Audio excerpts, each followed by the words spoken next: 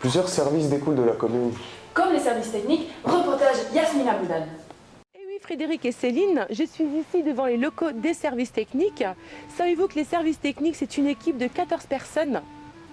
Tout d'abord, l'équipe de nettoyage. 6 personnes assurent la propreté des bâtiments communaux, des écoles maternelles et élémentaires et du COSEC. Il y a ensuite l'équipe technique. Il s'agit de 6 personnes avec chacun leur spécificité. Le service des eaux, 447. Bon, ok.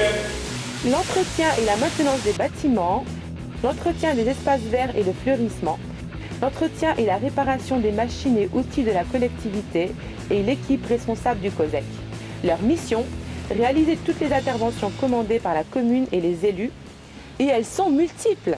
Du suivi des réservoirs et du réseau d'eau potable à l'entretien courant des bâtiments de la collectivité, en passant par le ramassage des poubelles de la ville, l'installation des aires de jeu, l'entretien de la voirie, des massifs et des espaces verts. Les services techniques s'investissent pour veiller au bien-être des Hirzingois tout au long de l'année.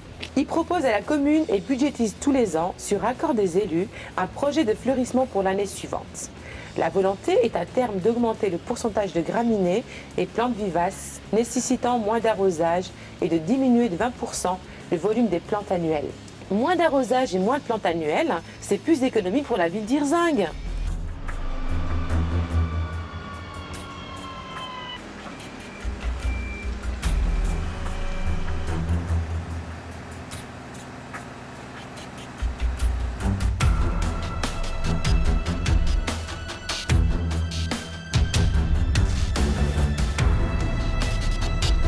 Ouh là là, c'est haut! Ouh. Ils ont également en charge la préparation des salles et de l'illumination du village pour les festivités. Oui Yasmina, comme vous le soulignez, le COSEC fait partie des services techniques. Johar Brahimi nous présente le COSEC.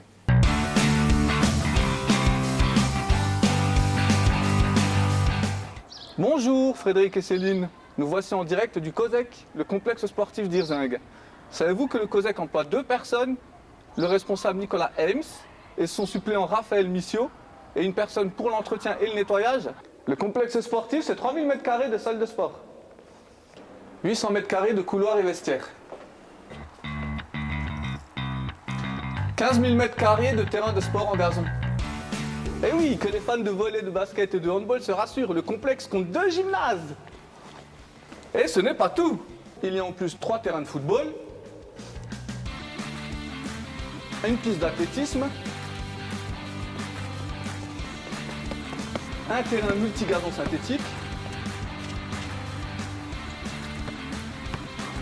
un mur d'escalade et 2 terrains de tennis multigazon synthétique. Avec de tels équipements, on ne peut qu'avoir envie de faire du sport. D'ailleurs, 1500 personnes par semaine viennent au complexe.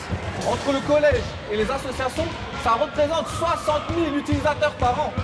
Je vous laisse Frédéric et Céline parce que j'ai pas encore testé le mur d'escalade.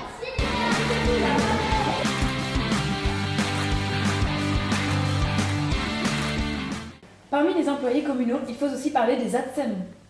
Les ATSEM? Oui, les agents territoriaux spécialisés des écoles maternelles. Elles arrivent en soutien du personnel enseignant pour l'accueil, l'animation et l'hygiène de nos chères têtes blondes.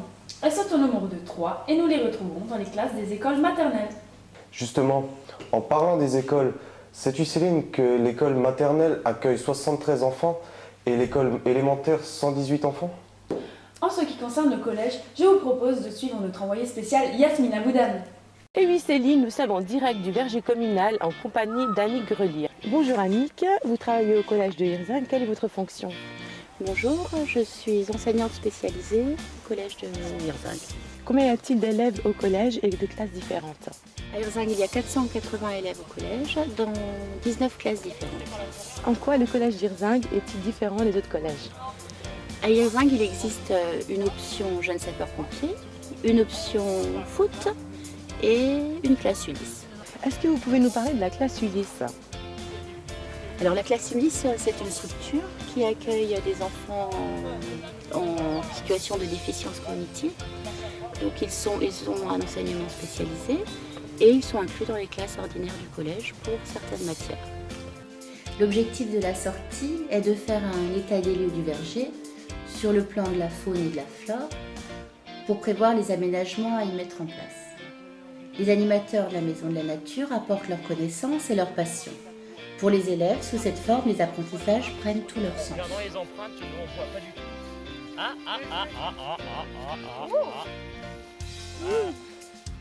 Alors, que pouvez-vous nous dire sur le verger communal? Alors ce verger appartient effectivement à la commune, il est ouvert à tout le monde, tous les Irzingois, mais il est très peu fréquenté. Et l'objectif c'est aussi de le faire connaître et de faire en sorte qu'il soit utilisé par les habitants et les structures périscolaires, les écoles. Merci beaucoup Annie d'avoir répondu à nos questions. C'était avec plaisir. Une crotte de verre de terre. Donc ça s'appelle un... Ouais, c'est un torpillon. Pour les passionnés de nature, la commune met à la disposition des Irzingois un verger. Mais ce n'est pas tout. Réponse en images. Sympathique endroit que le Banholz, où l'air pur vous sera servi dans un grand bol. Et ceci grâce aux végétaux que vous pourrez reconnaître. Ainsi, ne craignez pas d'être freiné le long du sentier botanique par le charme mélodieux du pinson et du toc-toc du pic-et-pêche. Chemin faisant en direction du Wüstweier, prenez garde à ne pas trop vous mouiller les pieds, mais restez à l'intérieur des passages et autres endroits secs, agrémentés de sculptures de la faune parmi la flore de cette zone humide bien aménagée. Non loin de là, les cyclistes se croisent soit pour le sport ou se rendent au travail.